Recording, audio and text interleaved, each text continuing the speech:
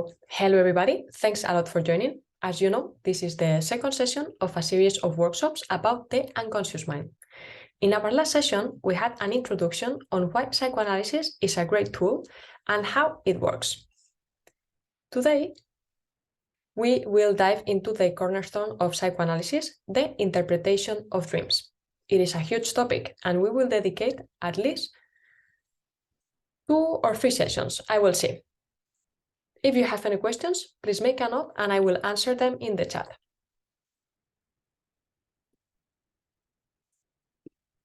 Today, we are going to explore how, after interpretation, all dreams are wish fulfillment. We will see that with an example, the dream of Irma. And finally, we will apply the method that we explored on the first session of interpretation construction to dreams to try to understand it a bit better. Let's start. In 1900, Freud wrote The Interpretation of Dreams. This work is key for psychoanalysis. It is the first time Freud described the concept of unconscious mind. The method of interpretation and the technique of free association in transference that we saw in the previous session derives from the concept of unconscious mind. You will understand this later. With the interpretation of dreams, psychoanalysis was born as a science. Nothing is random in the interpretation of dreams, nor in the analysis of patients. It follows a method and a technique. Freud was a doctor, a neurologist, so why would he be interested in studying the dreams? He was widely criticized by the doctors and scientists of his time. Other scientists or science were not interested at all in dreams and considered them meaningless and random. In that sense, even when he was a doctor, he was closer to lore, to traditional wisdom. In what sense? Traditional wisdom historically believed that dreams had meaning. In the past, Pharaoh would even have dreams interpreters. I bet you have heard of them. He was closer to lore than to scientists of that time, but he brought the scientific method of interpretation. Psychoanalysis has been historically accused of being unscientific. Before we continue, and without going in too much detail, let me give you some quick notions of epistemology, which is the theory of knowledge, to prove wrong that criticism. All science needs to have a method. That is a requirement to be considered science. If they don't have method, they cannot be considered science. The method derives from the object of knowledge. In case of psychoanalysis, the unconscious mind. The object of knowledge of a science is the object we are trying to understand, we are studying. For example, in the case of biology, would be the body. Things are already complicated enough, so you might be wondering, why am I telling you all this? Because with the interpretation of dreams, psychoanalysis was born as a science and Freud established its method of interpretation construction. Remember, we saw this in the previous session. Interpretation construction because the unconscious mind is nowhere. It has to be built in the session. And why dreams? Do you remember? Why did Freud choose dreams? Because he had discovered the unconscious mind. So, to prove and generalize the theory, he chose dreams because we all dream, healthy and sick individuals. So everybody has this mechanism. Let's go a bit further. Freud proved that dreams have meaning. The interpretation of dreams has a lot of examples of dreams, some of them very complex. So I warn you, it is difficult to compress everything in such a short time, even if we dedicated 3 sessions. Freud used dreams of himself, as he was an average normal individual, but also dreams of patients and friends to prove that dreams can be interpreted for everybody and the meaning of a dream is unconscious wish fulfillment. Himself was shocked with his discovery and he wondered, is it true that all dreams are wish fulfillment? What if they are fears or forecasts of the future? Once a friend told to Freud, look Freud, I have dreamt that I'm going on holidays with my mother-in-law. How is it possible that that is wish fulfillment? A bit of a joke. Freud continued studying the dreams and he had to conclude that all dreams are wish fulfillment, even the ones that seem to be annoying, sad, or traumatic, like the death of a loved one. We will see this deeper in our next session of the typical dreams. Again, after interpretation, all dreams have a meaning, and that meaning is wish fulfillment. That meaning is linked to the psychic life of the patient. Why have I highlighted after interpretation? Because the same dream told by a different person would have a different meaning.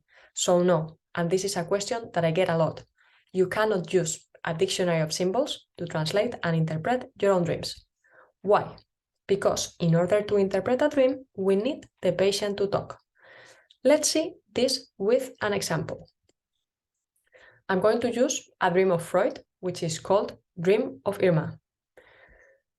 As background, I would tell you that most of dreams have memories of the previous day. They are called day residues. You might have noticed this in your own dreams. These memories do not provoke the dream. The dream uses them to express the unconscious desire. What is then the real engine of the dream?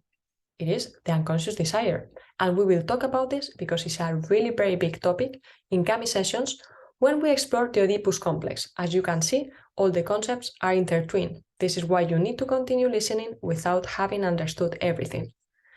So, the real engine of the dream is the unconscious desire, but we are going to see that it's not any desire.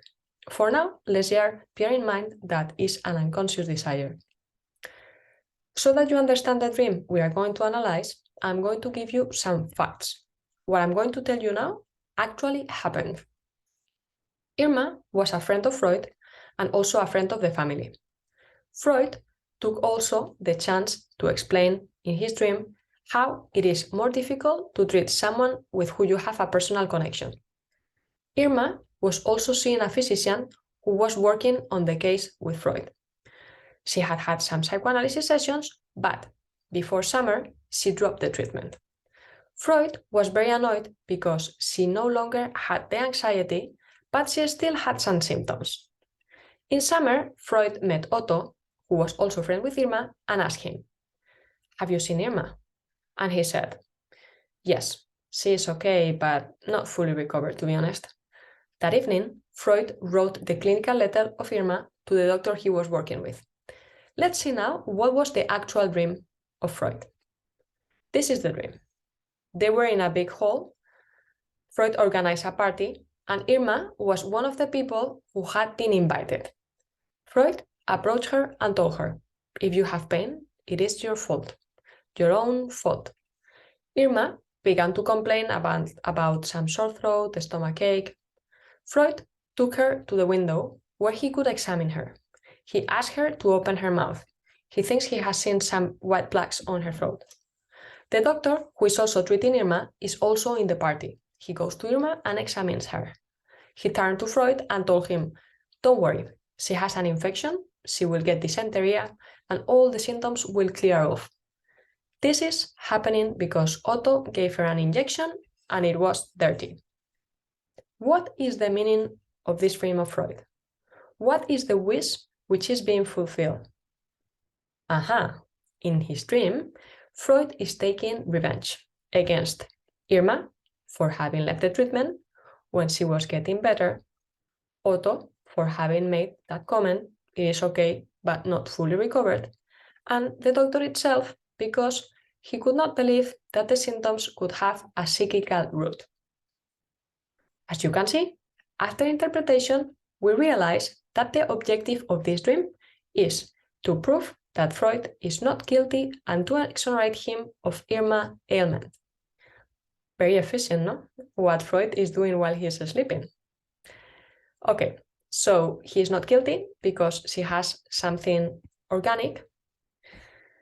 He is not guilty because it is dysentery, and that is something I cannot cause with psychoanalysis treatment. And he is not guilty because it has been Otto who had given her an injection, and because of that, she got an infection. All these reasons are contradictory and nonsense, but they all contribute to fulfill Freud's wish. "I'm not guilty of Irma ailment." He is exonerated. Unconscious mind is to fulfill a wish. In this case, in his dream of Freud, I'm not guilty of Irma's ailment. This is how the unconscious mind works. So you can have a dream, you can crack a joke, or you can have a symptom. The unconscious mind does not really care. He just wants to show up. But you do care. You prefer to crack a joke than to have a symptom. I hope you have understood that behind a dream, there is an unconscious wish which is fulfilled. We will need a lot more time to explain how you actually do that interpretation. It is very complex. Interpreting a dream is super hard work. Why? Because, believe it or not, when interpreting a dream, nothing is random. Freud dedicated a lot of time, years, and effort to write his masterpiece, Interpretation of Dreams. So that you understand a bit why I say nothing is random, I'm going to give you, I hope, a simple example. I'm sure you have had dreams in which you see someone's face, but then you are not sure if it's that person or it's someone else. You thought it was your father, but in reality then it was a friend, or it was your father, but in reality your father doesn't have those eyes. Those examples are cases of what we call in psychoanalysis condensation and displacement. In the example of dream of Irma, Freud saw the image of Irma, but she did not look exactly as Irma. She looked paler, like his wife, and also more energetic, like a friend of Irma's who was also Freud's patient. I know this is confusing. It is just to show you how in dreams, every detail counts and is explained. So, in Freud's dream, when he sees Irma, he sees an image which overlaps 3 women. Irma, Irma's friends, and Freud's wife. Why do these 3 women appear in one image? Because there is an unconscious link among them. What is the unconscious link? They all have disobeyed Freud at some stage.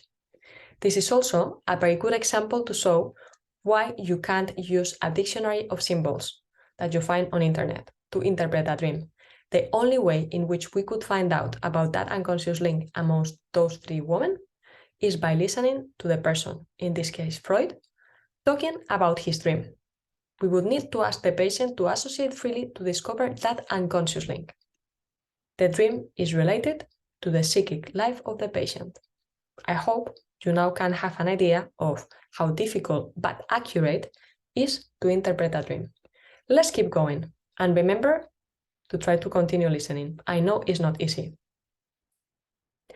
You might not notice, but another feature of psychoanalysis is that what matters is what the patient says.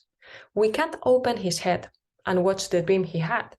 The psychoanalyst works on what the patient tells about the dream, his speech.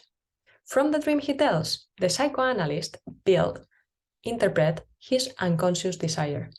In our example, the wish of being exonerated from Irma's ailment. Let's see it with graphics. The patient in the sessions tells a dream. The psychoanalyst will ask him questions about the dream so he can get more information about events, feelings, memories, which could be unconsciously related to that dream. The psychoanalyst, using the rules of the unconscious mind theory, interprets the unconscious desire behind that dream that the patient has told. Boom. Only then we can find out what was the wish behind that dream. Let's see now the other way around. This time we start in the unconscious mind. There are, as we have seen, some unconscious operators. We have seen the condensation. The objective of these operators is to dress the unconscious desire up so that the censorship cannot recognize it, and hence it can access the conscious.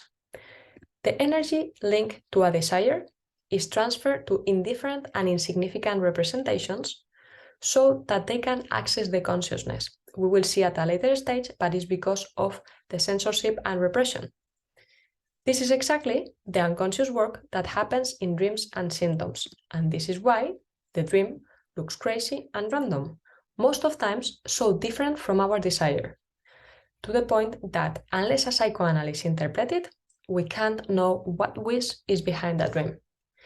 I'm aware today's session have been slightly shorter, but I thought it was better to leave it here.